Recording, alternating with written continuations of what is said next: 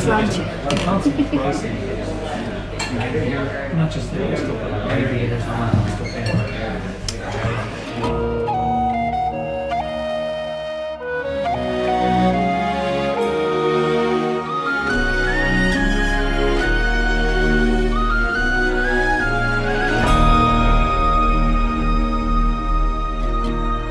Es ist Halbzeit auf unserer Reise an Irlands Küste entlang und wir sind in Nordirland angekommen.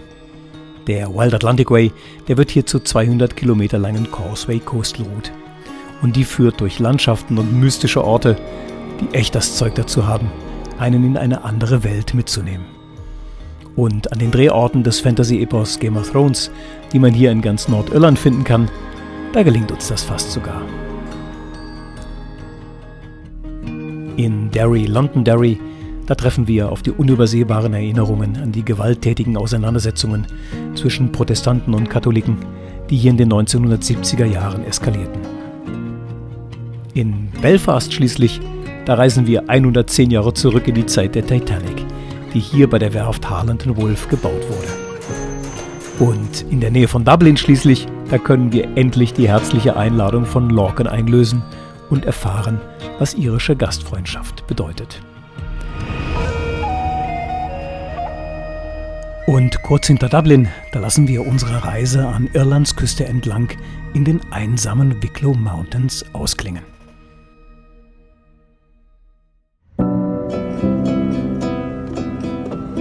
Am späten Nachmittag, da kommen wir in Derry, Londonderry an. Eine Stadt, die untrennbar mit dem Konflikt zwischen Katholiken und Protestanten verbunden ist. Selbst der Name von Nordirlands zweitgrößter Stadt ist ein Konfliktthema. Die Katholiken nennen ihre Stadt Derry, wie sie auch etwa 1000 Jahre lang hieß, bevor 1608 die Engländer kamen und ein London vor den Namen setzten. Die Protestanten sagen also Londonderry. Offiziell wird sie Derry Londonderry genannt, also mit Schrägstrich, dem Stroke. Manche nennen daher die Stadt auch einfach nur Stroke City. Das klingt alles irgendwie bizarr. Und als wir durch die Straßen rollen, da kommen mir die wackeligen Filmszenen der Straßenschlachten in den Sinn, die ich als Kind in den 1970ern immer wieder in den Nachrichten gesehen habe. Damals viel zu klein, um zu kapieren, warum dort eigentlich so erbittert gekämpft wurde. Es ist ein komplexer Konflikt und der Frieden, trotz Karfreitagsabkommen von 1998, eine fragile Angelegenheit, wie die Brexit-Diskussionen in jüngster Zeit immer wieder zeigen. Wir sind in der Bogside unterwegs, dem katholischen Arbeiterviertel von Derry. Hier sind ganze Häuserzeilen mit den Straßenschlachten aus der Zeit der sogenannten Troubles bemalt. Mahnmale, unübersehbar für jeden, der hier lang geht, und Erinnerungen an den unerbitterlichen Kampf der Katholiken um mehr Bürgerrechte. Mit jedem Schritt wirst du hier an diese heftige Zeit erinnert. Und ganz offen gesagt, wir haben noch niemals zuvor so still einen Stadtteil besichtigt.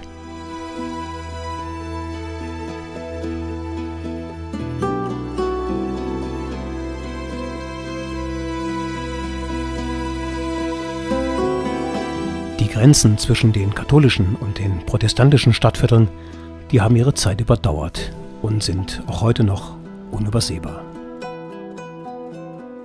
So erkennt man die Quartiere der protestantischen Unionisten an den blau-weiß-roten Kantsteinen. Und der Union Jack, der weht neben der Red Hand Flag of Ulster. In der Bogside wiederum, da wird man darauf hingewiesen, dass man hier das freie Derry betritt. Doch trotz aller Grenzen gibt es auch etwas Verbindendes, die Friedensbrücke. 2011 erbaut, spannt sie sich über den River Foyle und verbindet den protestantischen Ostteil der Stadt mit dem von Katholiken bewohnten Westteil. Und hier begegnen sich die Bevölkerungsgruppen im Alltag. Einfach so.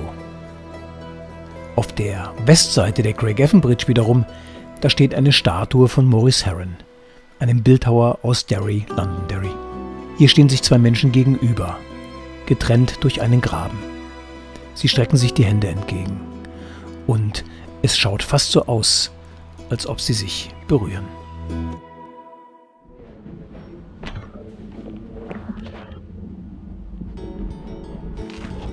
Irgendwie rast die Zeit auf Reisen immer. Jetzt sind es schon 3500 Kilometer, die hinter uns liegen, und heute starten wir schon in den 14. Tag unserer Reise. Und es wird Zeit, das Nötigste am Motorrad zu warten.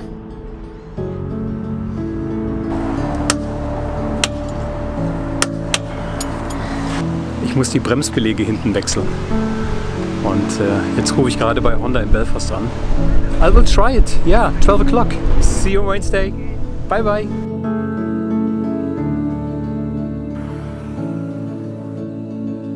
North Island Rundtour haben wir heute eingegeben. 2 Stunden 22. Nordirland mag sich in Fragen der Religion und der Politik entzweit haben. Aber in einem sind sich die Nordiren absolut einig. Sie leben im schönsten Geheimtipp der Welt, der reich ist an Mythen und Sagen, die an der zerklüfteten nordirischen Küste mit ihren Burgen entstanden sind.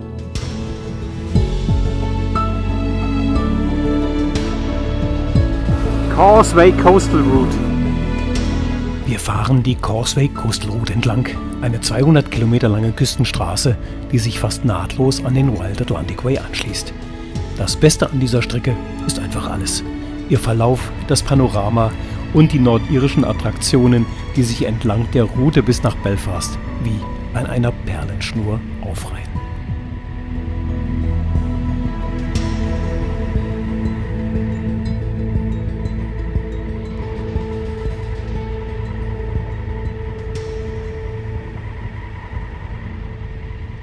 Dann auf zur ersten Perle Nordirlands, der Giant's Causeway. Der Damm der Riesen, Nordirlands berühmteste Sehenswürdigkeit und obendrein UNESCO-Kulturerbe. Ein Touristenmagnet, der aus etwa 40.000 geometrischen Basaltsäulen besteht, viele sechseckig, andere achteckig, dicht an dicht. Vor 60 Millionen Jahren, da floss hier die Lava in Strömen und es entstanden mit diesen Lavasäulen die geologischen Naturwunder. Die Legende aber, die berichtet von einem Riesen, Finn McCool hieß er, und der lag im Dauerstreit mit seinem schottischen Gegenspieler, den sie alle Benan Donner nannten. Da Finn kein Boot fand, was groß genug für ihn war, baute er mit diesen Säulen einen felsigen Übergang bis nach Schottland und besiegte den riesigen Schotten listreich. Was bleibt, das sind die Säulen, die aus der Sicht der einstigen Riesen heutzutage nur noch mit Kleinwüchsigen bevölkert sind. Sie strömen tagsüber heran und lassen sich auf den Säulen nieder. Und erst am späten Abend, da haben die Riesen dann ihren Damm wieder für sich alleine.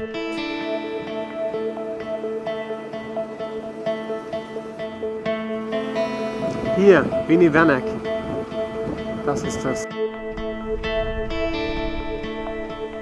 Auch wenn sich hier in Nordirland die Attraktionen dicht an dicht drängen, es gibt auch Perlen, die so einsam gelegen sind, dass man sie für sich alleine haben kann.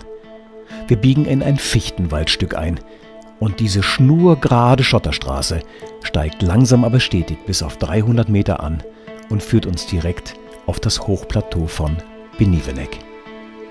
Ein felsiges Stück Natur am Wegesrand, entstanden zu einer Zeit, als die Dinosaurier gerade von der Erdfläche verschwunden waren.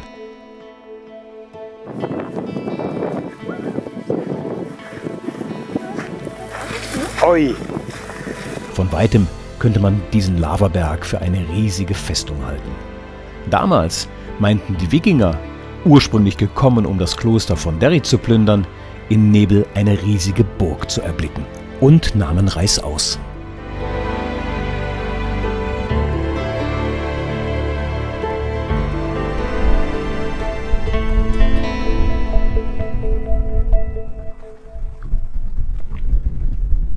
Diese Laien, also wenn ich den jetzt in meine Seitentasche packe, dann gehören mindestens 2 mir.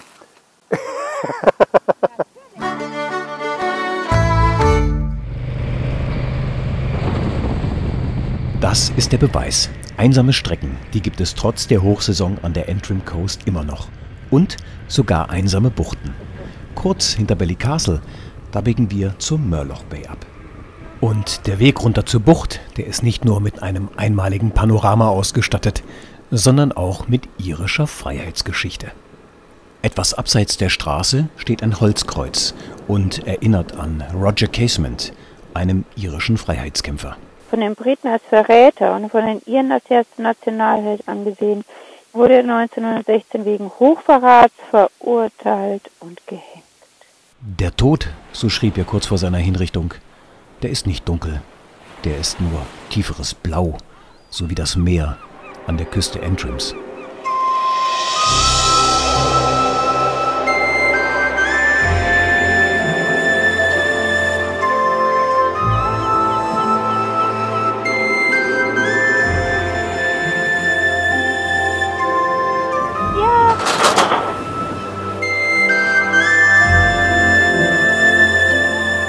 Hi.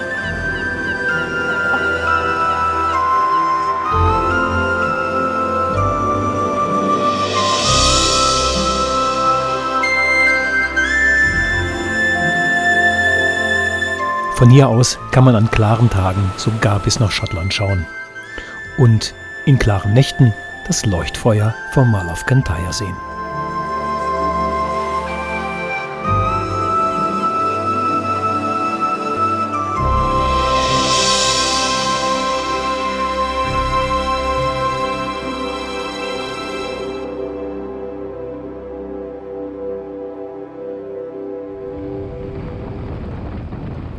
Von Ballycastle aus fahren wir nur eine Viertelstunde ins Landesinnere und wir kommen zur letzten nordirischen Perle für heute. Es ist die Allee Nordirlands, die wir endlich mit unserem Motorrad durchfahren wollen. Aber Schade, nichts zu machen, da kommt man nicht mehr rein. Da kann man nur noch zu Fuß durchgehen. Also schöne Motorradaufnahmen in der Durchfahrt, die kann man sich jetzt schenken. also geht's zu Fuß weiter durch die berühmte Allee mit ihren 200 Jahre alten, knorrigen Buchen bis zum gregorianischen Anwesen. Wir sind bei den Dark Hedges, den dunklen Hecken. Es ist die wohl am meisten fotografierte Buchenallee der Welt. Und seitdem die Macher von Game of Thrones diese Allee zum Königsweg erklärt haben, so gut besucht, dass sie für den Verkehr gesperrt werden musste.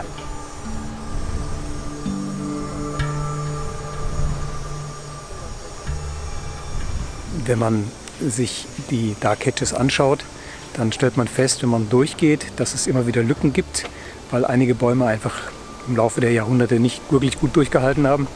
Das heißt, die mussten gefällt werden. Durch ein Teleobjektiv rückt das Ganze natürlich entsprechend nah ran und man hat das Gefühl, dass das Ganze dann auch diesen berühmten Tunneleffekt gibt.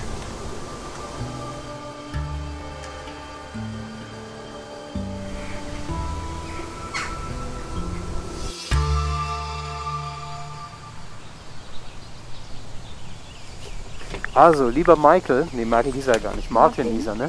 Das war echt nett hier bei dir. So, haben wir sonst alles raus aus dem B&B? Wir haben alles.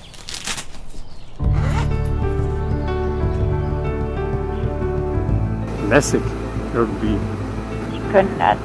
Er fährt sogar einhändig mit der Hand in der Hosentasche. Lässig.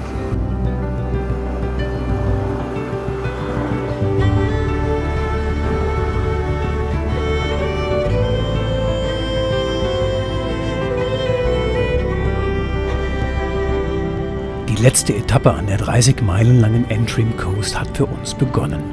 Auf diesem kurzen Stück, da zeigt sich die nordirische Küste mit von ihrer schönsten Seite. Vor einigen Jahren, da wurde dieser Küstenstreifen sogar geadelt als eine Area of Outstanding Natural Beauty, also eine Gegend von außergewöhnlicher Naturschönheit. Und dazu trägt auch unser erstes Ziel heute bei. Eine kleine Insel direkt vor der Küste. Und wir sind sogar so früh dran, dass wir auf dem Parkplatz einen Logenplatz zugewiesen bekommen.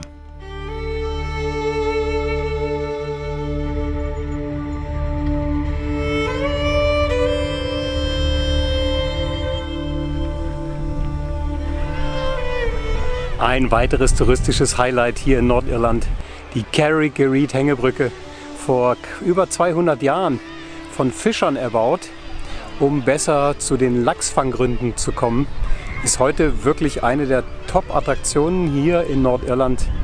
Auch hier gilt, früh aufstehen, früh hingehen, dann hat man auch dieses idyllische Plätzchen noch ein bisschen für sich alleine. Die Brücke selbst ist ein 20 Meter stabiles Konstrukt aus Seilen und Brettern, die im Winter abgebaut wird damit der Sturm sie nicht mitreißt.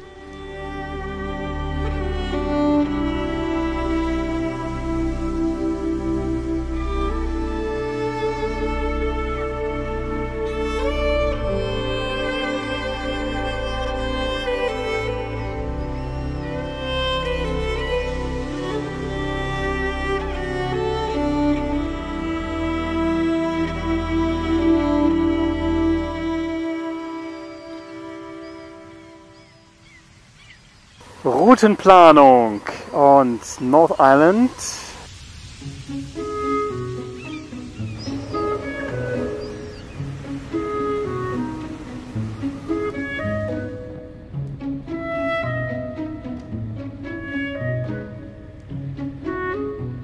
Jetzt geht es für uns so langsam in Richtung Belfast.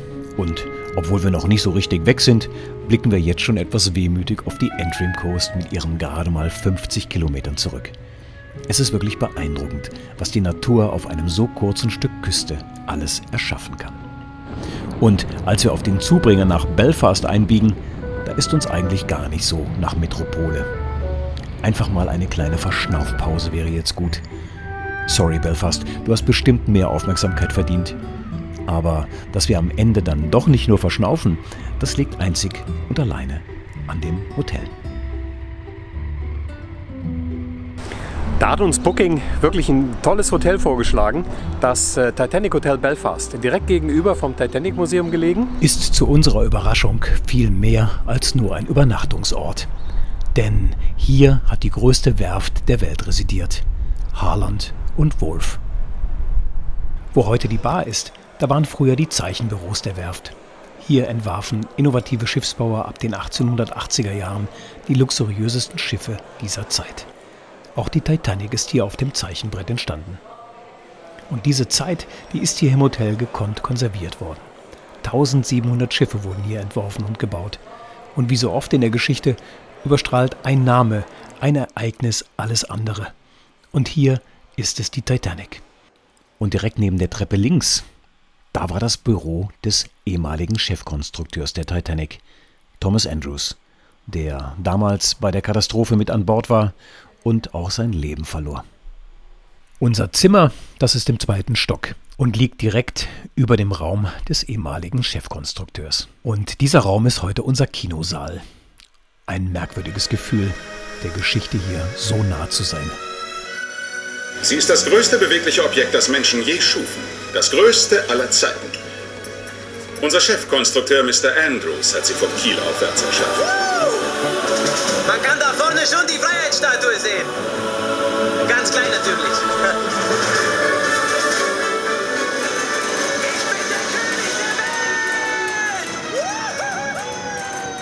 Und das Titanic-Museum gegenüber, das führt den Besucher durch die glorreichen und durch die tragischen Jahre dieser Werft.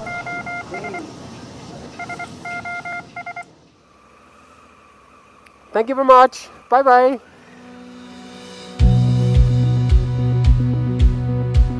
Fixe Termine auf Reisen, das geht nicht gut zusammen. Ich hätte heute beinahe den Termin bei Honda in Belfast verpasst. Also hier muss jetzt irgendwo der Charles Hurst sein. Um 11:15 Uhr haben sie mir jetzt einen Werkstatttermin gegeben. Das geht relativ flott. Wir haben jetzt 10:45 Uhr und er meinte ungefähr eine Stunde, dann hätte ich das Motorrad wieder. Und der Verkaufsraum, der war in der Zwischenzeit mein ganz persönliches Spieleparadies. Okay, thanks Peter for this brilliant service.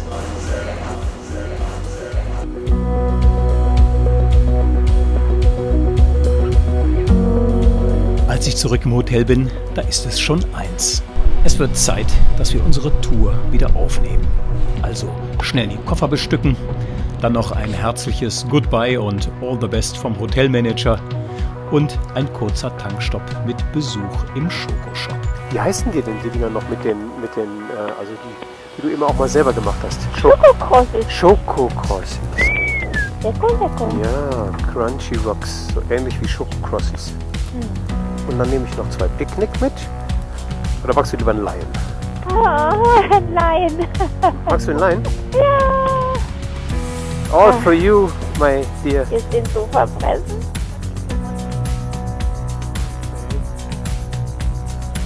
Wir fahren 50 Kilometer in nordöstliche Richtung und kommen zum Strangford-Loch. Und hier stoppen wir zum letzten Mal in Nordirland. Denn hier liegt das Castle Ward. The winter is coming.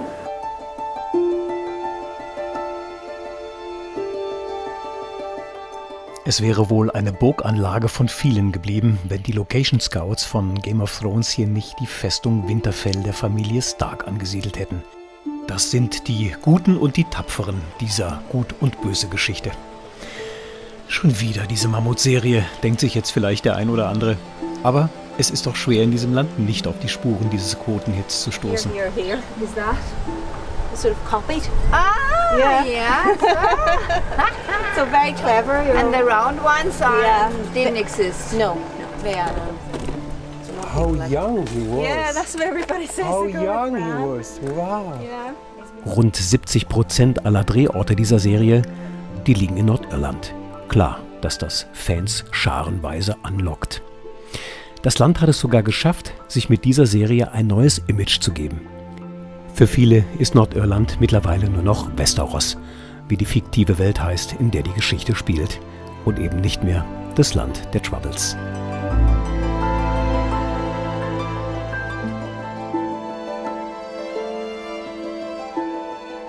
Aber irgendwie ist es schon merkwürdig, dass es erst eine fiktive Erzählung mit einem mittelalterlich aufgeladenen Konflikt braucht, um den echten Konflikt in den Hintergrund zu drängen.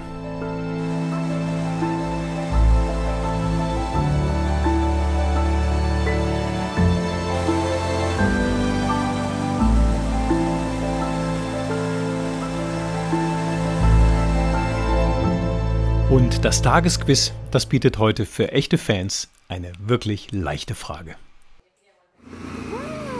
Aber da kriegst du ja wirklich das Einsamkeitsgefühl, ne? Ja, klasse.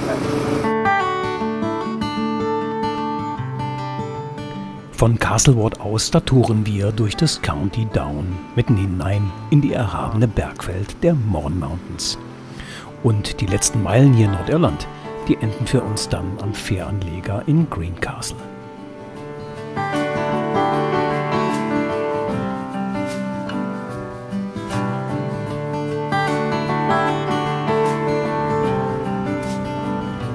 Nordirland. Gerade mal 140 Kilometer von Nord nach Süd und 180 Kilometer von Ost nach West ist es groß. Und das irische Eire, das ist keltisch und bedeutet so viel wie üppiges Land. Ja, das trifft es gut. Üppiges Land.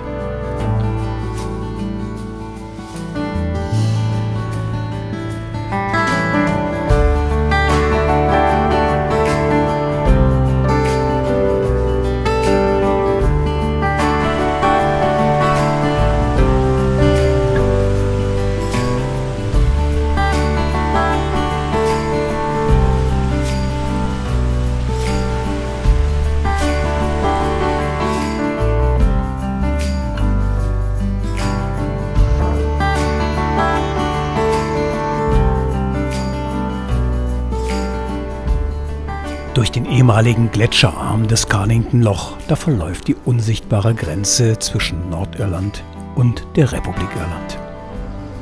Das hier, das sind alte Ufer, an denen schon keltische Helden und Krieger ihre Schlachten gewonnen und verloren haben.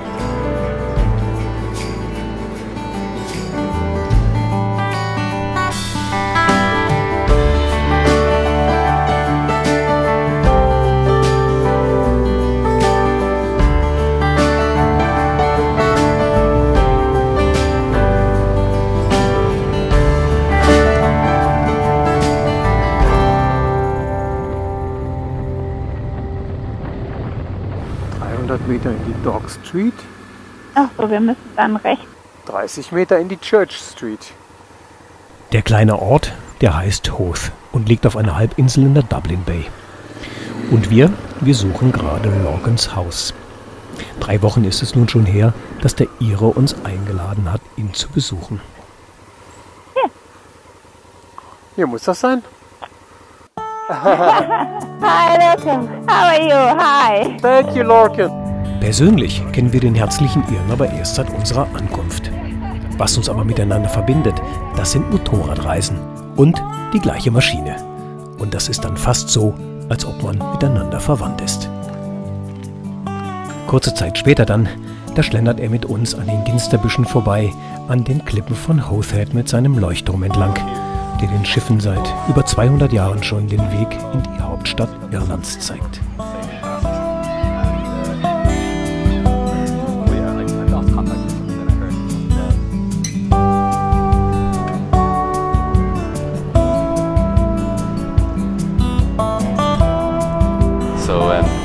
Also, there's a every afternoon there's a boat that comes from the city centre, comes over to here. Yeah, very.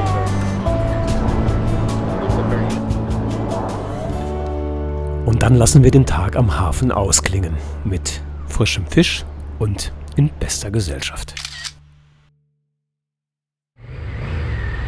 Als wir am nächsten Morgen nach Dublin reinfahren, da haben wir auf dieser kurzen Strecke das beste Geleit, was wir uns vorstellen können.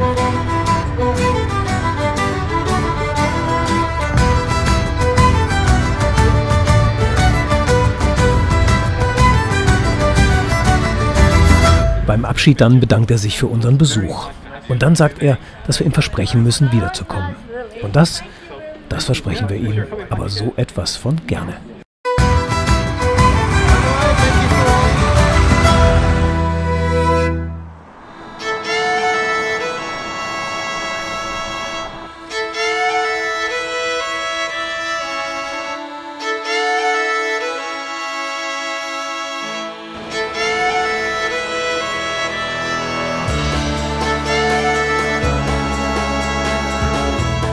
Dublin, Hauptstadt Irlands und größte Stadt des Landes.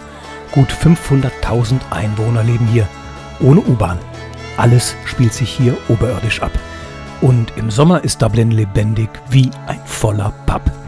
Ach ja, davon gibt es übrigens 850 in der Stadt und besonders viele im Szeneviertel Temple Bar. Abends ein Muss in Dublin, klar. Dublin ist aber auch James Joyce und sein Ulysses. Und dann gibt es noch Molly Malone, die Fischverkäuferin, die für den Kampf gegen die Armut im 17. Jahrhundert steht und in einer der wohl schönsten irischen Balladen besungen wird.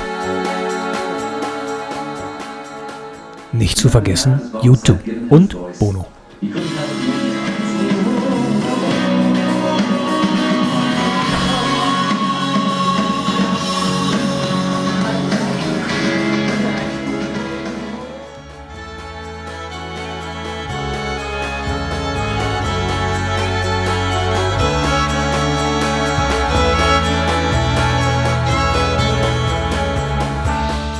Dublin kann nicht nur Rock'n'Roll, sondern auch sehr vornehm. Irgendwie ist Dublin einfach eine coole Stadt. Mit jeder Menge irischer Geschichte, aufbereitet für jeden Geschmack in den vielen Museen der Stadt. Und unser Tipp, das ist das kleinste Museum Dublins.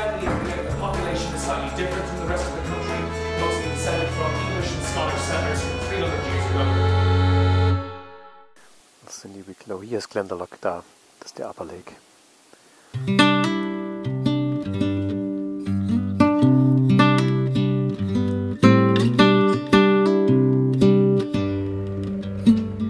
Gerade mal eine halbe Stunde haben wir heute früh gebraucht, um mitten in die lauschig grüne Landschaft der Wicklow Mountains mit all den Seen und Hochmooren zu kommen. Und unser Etappenziel heute ist der alte Ort Glendalough.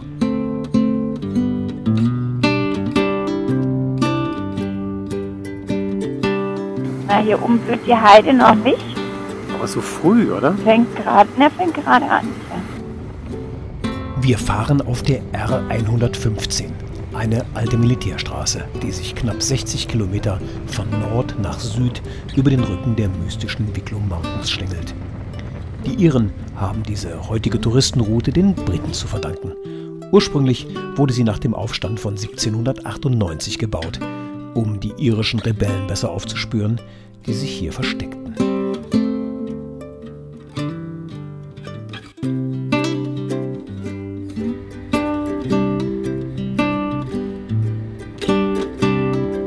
Wir kommen am Loch Tay vorbei und der schaut von oben aus wie ein riesiges Glas Guinness. Und der weiße Strand am Nordende, der scheint die leichte Schaumkrone am Rande zu sein. Der See wird wirklich Guinness-See genannt. Doch das hat wohl mehr mit den Besitzern zu tun, denn der halbe See ist im Privatbesitz dieser Bierdynastie. So, das muss jetzt hier gleich auf der rechten Seite irgendwo sein. Ja, das war nicht weit weg. Die letzte Nacht in Irland beginnt für uns und die verbringen wir oberhalb von Glendalough bei Patrick in einer seiner Tonnen. Yes. Off you go. Oh, good. I will see you later when I'm See you finished. later. Thank you very much.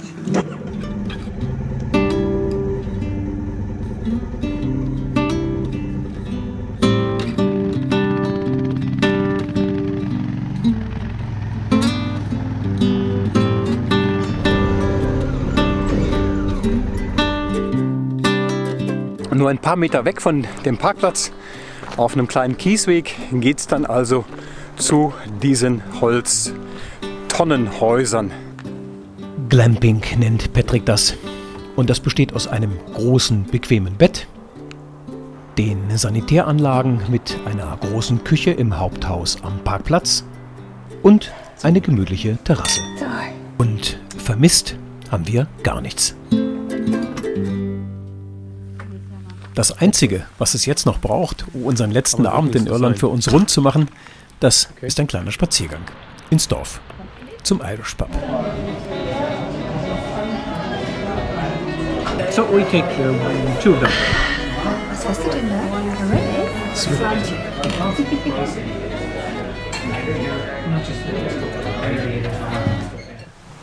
Der letzte Tag hier in Irland. Und es regnet nochmal so richtig schön. Naja, das ist halt Irland, ne? Trotz Wetter und wartender Fähre in Cork. Uns treibt nichts nach Hause. Steal away, live for the moment you say we'll be just fine. Dass du diesen Code noch weißt, wunderbar. Under the stars, we talk for hours, the tales you spoke so divine. My old friend, where are you going to? Let's raise a glass. Days to come, this time is ours. Let's make a memory that lasts. We're not going home. Everyone in the moment. We're not going home. Let's survive together.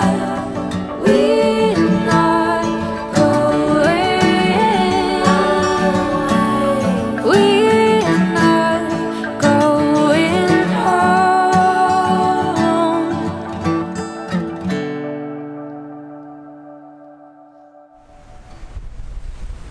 Und dann sind wir wieder mitten in der Keltischen See. Kurs spanisches Festland. Der Hafen Santander. Das ist aber eine andere Geschichte. As I stand upon the starboard bow and watch the oceans foam, as I view each new horizon, I grow further from my home. I'm sailing on a foreign ship, it's bound for Montreal,